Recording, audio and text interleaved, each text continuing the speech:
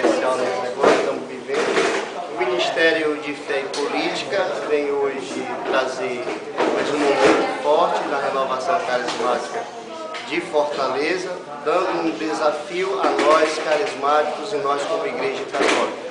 Vivenciar cada vez mais esse amor, esta paz e esta esperança.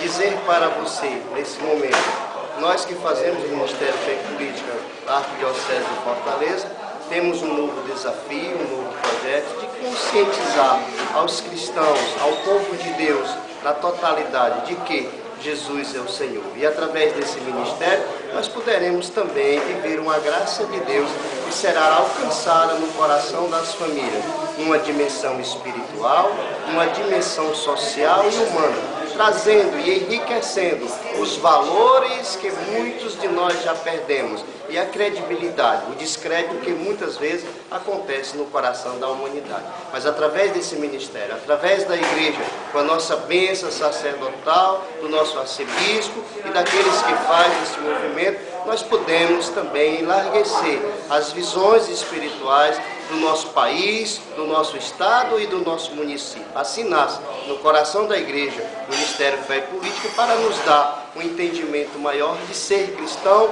de viver cristão e administrar bem os valores que são da humanidade e do nosso país. Que Deus abençoe a vocês e que cada vez mais nós podemos nos relacionar. Muito obrigado. Amém.